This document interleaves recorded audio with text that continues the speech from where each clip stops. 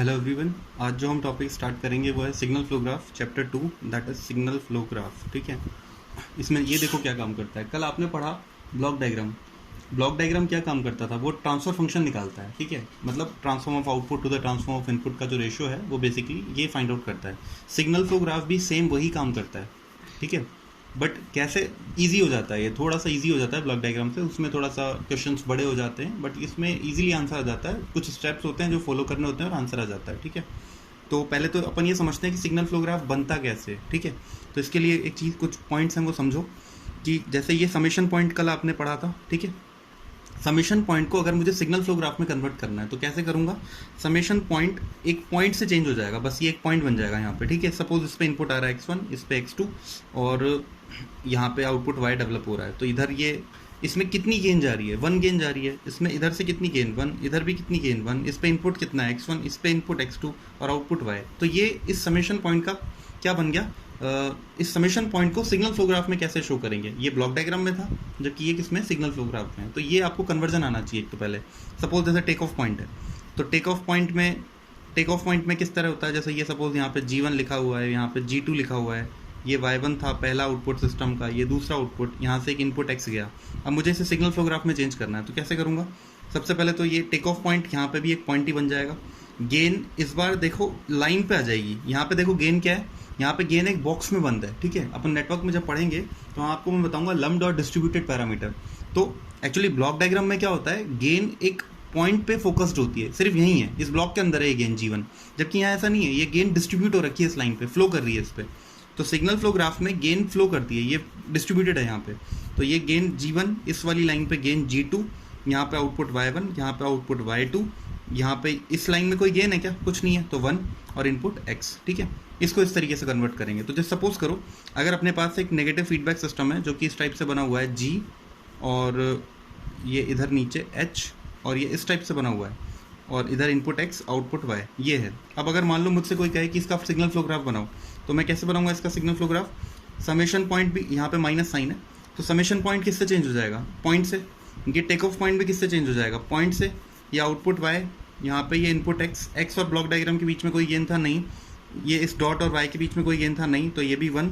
इस लाइन के ऊपर गेन कितनी आ जाएगी, ये यहाँ पे गेन कितनी आ जाएगी G, और इस पॉइंट से ये गेन उठ के किधर आ रही है, इस पे फ्लो इधर कर रहा है, तो साइन इधर ही रखो। ये माइनस इस बार इसके साथ हो जाएगा, तो यहाँ पे गेन कितनी है इस पे, -h। तो ये इसका सिग्नल फ्लो ग्राफ बन गया। ये समझ में आया।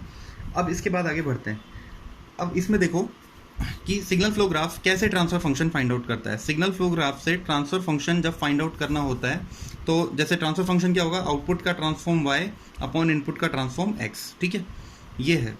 इसके लिए एक फॉर्मूला होता है k submission pk delta k upon delta. ठीक है, वहाँ जहाँ पे k होता है 1 से लेके n तक। अब ये सब क्या, ये क्या फॉर्मूला है, इस फॉर्मूले को नाम होता है Mason gain formula, Mason's gain formula. But ये क्या बताता है, ठीक है, वो मतलब ये कैसे फाइंड आउट करते हैं, क्या है ये pk डेल्टा k वगैरह, ये सब क्या है। ठीक है, तो इसके लिए मैं आपको मैं ये टॉपिक ऐसा है, इसको क्वेश्चन से समझेंगे तो बहुत ईजिली समझ में आ जाएगा। ठीक है, इसके लिए मैं एक एग्जांपल ले लेता हूँ आपके पास में। जैसे सपोज करो कि जैसे लेट्स से मेरे पास कोई भी एक सिग्नल फ्लो ग्राफ है, पहले से बना के दिया हुआ है, और मैं कोई भी एग्जांपल ले लेता हूँ आपके लिए। एक सेकंड, जो आया हुआ एग्जांपल है मैं वही ले लेता हूँ। ठीक है, एक क्वेश्चन है जो आया हुआ है,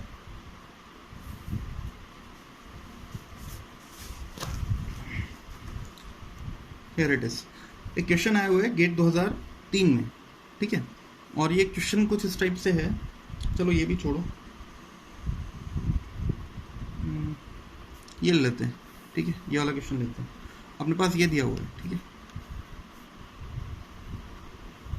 ये यहाँ पे लिखा हुआ है 5, यहाँ पे लिखा हुआ है 2, यहाँ पे लिखा हुआ है 3, यहाँ पे 4, यहाँ पे -1, -1, -1, 1 और 1C और ये R। ठीक है, ये दिया हुआ है। अब अपने को पूछा गया है, अपने को पूछा है signal flow graph, given figure में सिग्नल फ्लो ग्राफ से C upon R find out करो। क्या पूछा है, C upon R find out करो। ये आपको जो मैंने आपको जो वर्कबुक अपलोड हुई है उसमें क्वेश्चन नंबर 4 है ये। ठीक है, गेट 1991 में पूछा हुआ है। ठीक है, अब देखो कैसे करेंगे? सबसे पहले P, ये N क्या है? ये N है कितने फॉरवर्ड पाथ हैं। N क्या है? Number of forward path. N क्या है भाई? N है number of forward path. Forward path system में कितने? फॉरवर्ड पाथ क्या होता है? फॉरवर्ड पाथ वो पाथ होता है जो इनपुट R को आउटपुट C से जोड़ेगा। हर वो पाथ फॉरवर्ड पाथ है। एक और चीज़ आपको ध्यान रखनी है, फॉरवर्ड पाथ कभी भी लूप फॉर्म में नहीं होना चाहिए। ये कभी भी नॉट इन लूप, ये कभी भी लूप नहीं बन जाना चाहिए। अब देखो कैसे, यहाँ पे लूप कौन है पहले तो यही देख लो, 2 और -1, तो ये एक लूप है, ये एक लूप है। और आप ये आप सीरीज में चल रहे हो, तो यहाँ पे हो जाएगा 2 इंटू -1, तो इस लूप की गेन कितनी हो गई? -2, 2 इंटू -1, ये भी एक लूप है। 3 इंटू -1, ये भी एक लूप है। 4 इंटू -1, एक और लूप है, देखो कौन सा, 5 -1 -1 -1, तो ये भी एक लूप है। ठीक है, मैं पहले लूप ही बता देता हूँ आपको। यहाँ पे लूप एक लूप है L1 जिसकी गेन है L1, ये वाला मान लेते हैं 2 इंटू -1 दैट इज -2। एक और लूप है L2, ये बीच वाला मान लेते हैं 3 इंटू -1 तो -3।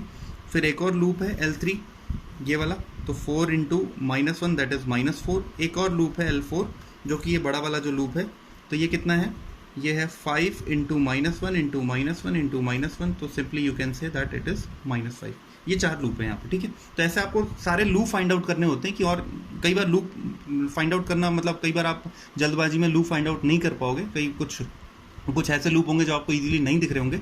तो लूप फाइंड आउट करते टाइम आपको बहुत बहुत ध्यान रखना है, एक एक लूप आप फाइंड आउट कर लो। ठीक है, लूप जब फाइंड आउट कर लिया आपने, उसके बाद अब आप देखो ये फॉरवर्ड पाथ की जो अपन बात कर रहे थे। ठीक है, तो फॉरवर्ड पाथ खुद कभी भी लूप फॉर्म में नहीं होना चाहिए। अब देखो आप सोचो यहाँ पे कितने फॉरवर्ड पाथ हैं। अब फॉरवर्ड पाथ क्या बताया था मैंने, जो इनपुट को आउटपुट से जोड़े, तो फॉरवर्ड पाथ ये हो गया एक 1 2 3 4 और 1, तो P1 इसको नाम दे देते हैं अपन, P पहला फॉरवर्ड पाथ। P के बोला है ना अपन ने, ये PK, ये PK क्या है? ये PK है फॉरवर्ड पाथ की गेन, फॉरवर्ड पाथ की gain. I am repeating, what is PK? Forward path की गेन। ठीक है, तो पहला जो फॉरवर्ड पाथ है उसकी जो गेन है उसको मैंने P1 नाम दिया।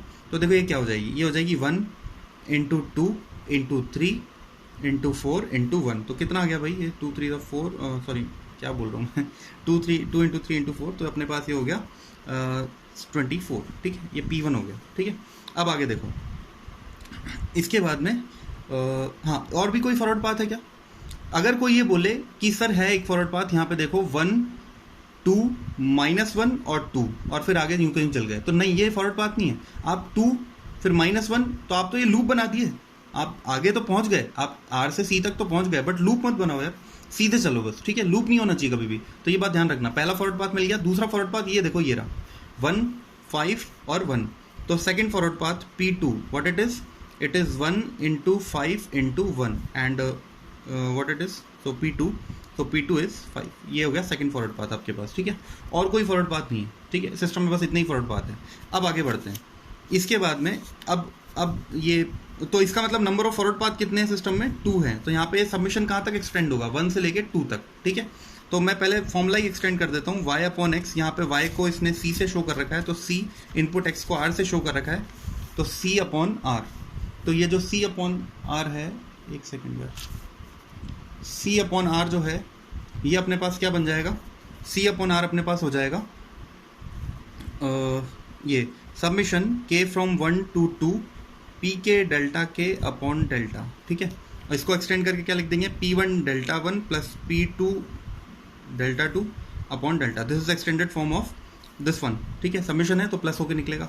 p1 है आपके पास, p2 है आपके पास, डेल्टा नहीं है, डेल्टा 1 नहीं है, डेल्टा 2 नहीं है। अब ये क्या चीज़ है ये समझ लो। ठीक है, बस इसके बाद इस टॉपिक में कुछ खास बचा भी नहीं है पढ़ाने को। देखो इसको, डेल्टा क्या होता है? डेल्टा होता है 1 माइनस सिस्टम में जितने भी लूप हैं सबकी गेन को सम कर दो, तो L1 plus L2 plus L3 plus L4, ये तो अपन पहले से ही निकाल चुके हैं ये गेन, तो इन सबको सम कर दो। ठीक है, 1 माइनस हुआ है, पहले माइनस हुआ है, देखो 1 खुद किस में? प्लस में, फिर माइनस आया, तो 1 माइनस, अब अल्टरनेट चलेगा प्लस, पहले +1 था, फिर माइनस आया, अब प्लस प्लस। अब वो 2 लूप लो, आप ऐसे 2 लूप लो जो आपस में एक दूसरे को टच नहीं कर रहे, उनकी गेन को मल्टीप्लाई करके और सम करके यहाँ लिख दो। ठीक है, तो देखो ये जैसे एक लूप है 2 ये वाला जो L1 लूप है, आप समझ रहे हो ना? L1 लूप, ये वाला L1 लूप, इस लूप को, इसको अपन ने 4 इंटू -1 को क्या नाम दिया है? L3। तो L1 लूप L3 लूप को तो टच नहीं कर रहा, देख लो अलग है, ये इधर है, ये इधर है, लेकिन L1 लूप L2 लूप को टच कर रहा है इस पॉइंट पे L2 लूप L3 लूप को टच कर रहा है, लेकिन एक और चीज़, और L2 लूप L4 को भी टच कर रहा है क्योंकि L4 यहाँ से निकल के आएगा। तो आपको ये टचिंग नॉन टचिंग लूप का पता होना चाहिए। यहाँ पे नॉन टचिंग लूप दो ही हैं, मतलब अगर मैं पेयर बोलूँ तो एक ही पेयर है। L1 जो लूप है वो L3 लूप को टच नहीं कर रहा, L1 L3 को टच नहीं कर रहा, बाकी सारे लूप ऐसे हैं जो एक दूसरे को टच कर रहे हैं। आप देख लो L4 लूप ये बड़ा वाला है ना, तो ये यहाँ से जब निकलता है, यहाँ से इस -1 से होता हुआ जब निकलता है तो L1 को टच कर जाता है। तो इसी तरह L4 तो सभी को टच कर रहा है, L1 L2 L3 सबको टच कर रहा है, L2 इन दोनों को टच कर रहा है, L2 L4 को भी टच कर रहा है, सिर्फ L1 और L3 ही हैं जो टच नहीं कर रहे हैं।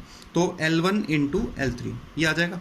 अब सपोज करो लेट्स से कि L1 और L2 एक दूसरे को टच नहीं कर रहे होते, लेट्स से ऐसा हो रहा होता, तो यहाँ पे आ जाता प्लस L1 L2, और भी अगर होते तो प्लस ऐसे करके चलता रहता, लास्ट में ब्रैकेट बंद करते, फिर माइनस होके क्या आता, देखो पहले आया सिंगल लूप, फिर आए दो नॉन टचिंग लूप, फिर आता माइनस, और ऐसे तीन लूप जो आपस में टच नहीं कर रहे। तो minus suppose L1 L2 L3 आपस में टच नहीं कर रहे होते तो आ जाता है यहाँ पे माइनस L1 L2 L3, और भी होते तो उनको भी आपस में तीनों को मल्टीप्लाई करके प्लस करके लिखते रहते। ठीक है, इस तरह चलता है ये। तो ये डेल्टा आ गया, यही है अपना, तो इसको फाइंड आउट कर लो आप। तो डेल्टा यहाँ पे कितना हो गया, डेल्टा हो गया 1 माइनस L1 कितना है, -2 -3 -4 और -5 प्लस L1 इंटू L3 हो जाएगा आपके पास में -2 इंटू -4। ठीक है, इसको आप सॉल्व कर लो, और सॉल्व करने के बाद में आपके पास जो डेल्टा आएगा, मैं डायरेक्ट लिख देता हूँ, आपके पास जो डेल्टा आएगा वो आ रहा है आपके पास में 23। ठीक है, 23 is the delta. Now will move on delta के, ये वाले, ये देखो P1 आ गया, P2 आ गया, डेल्टा आ गया। अब डेल्टा 1 डेल्टा 2 फाइंड आउट करना है, ये क्या चीज़ होती है इनको समझो। ठीक है, तो देखो एक सेकेंड, देखो अपने पास ये क्वेश्चन है, ये है, ये लूप ये अपने पास है। अब यहाँ पे मुझे फाइनली फाइंड आउट करना है डेल्टा 1। तो डेल्टा 1 हो जाएगा 1 माइनस, देखो डेल्टा कैसे निकाला, डेल्टा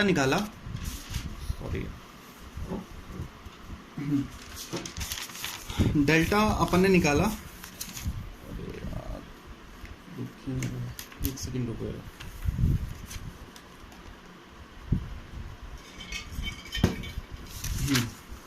डेल्टा अपन ने निकाला है 1 माइनस L1 सारे लूप्स की गेन को सम करके, ऐसे ही तो निकाला है।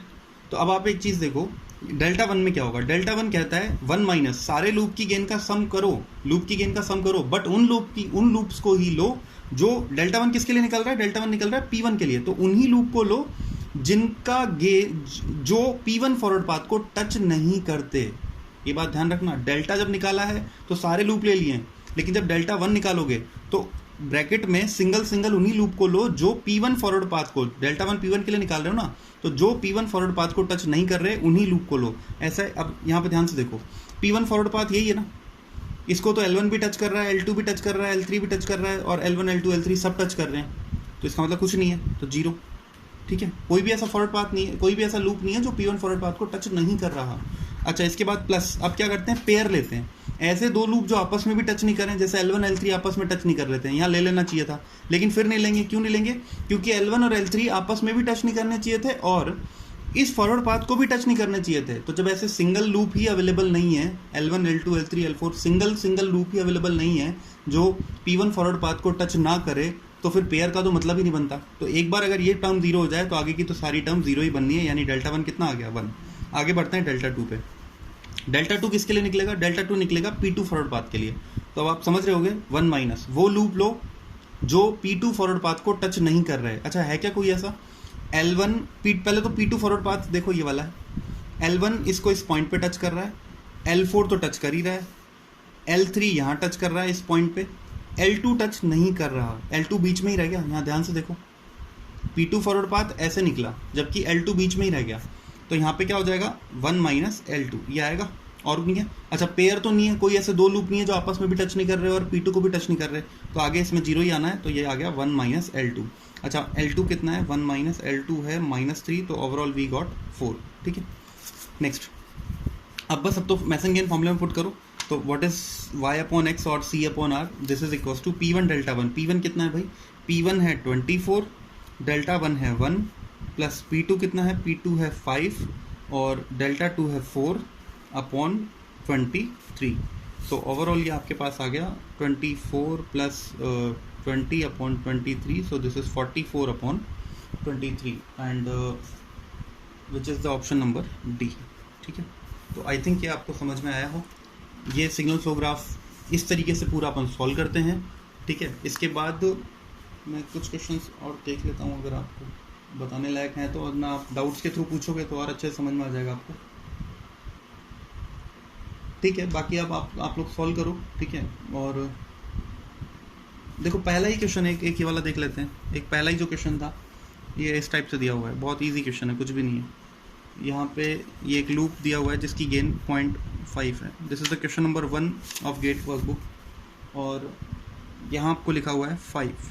ठीक है, ये x1 है, ये x2 है, ये दिया हुआ है। ठीक है, तो अब देखो यहाँ पे पूछा क्या है, यहाँ पे उसने बोला है कि अगर x2 tx1 है, तो ये तो समझ में आ ही रहा है कि x2 आउटपुट है, x1 इनपुट है, तो इनका जो रेशियो है वो क्या हो जाएगा, t ट्रांसफर फंक्शन। तो ये बोला है अगर x2 tx1 है तो t की वैल्यू क्या होगी, तो सीधी सी बात है ट्रांसफर फंक्शन पूछा जा रहा है। ठीक है, घुमा रहा है एक तरह से। देखो अब तो सिग्नल फ्लो ग्राफ से ही सॉल्व करते हैं, क्योंकि ऑलरेडी सिग्नल फ्लो ग्राफ ही बना हुआ दिया हुआ है, तो ब्लॉक डायग्राम तो यूज ही काम ही नहीं करेगा यहाँ पे। अच्छा अब देखो कितने फॉरवर्ड पाथ हैं, पहले तो ये देख लो कितने फॉरवर्ड पाथ हैं, एक ही है बस। x1 से x2 की तरफ एक ही पाथ जा रहा है 5, ये थोड़ी है कोई, ये इनपुट से थोड़ी निकला है ये।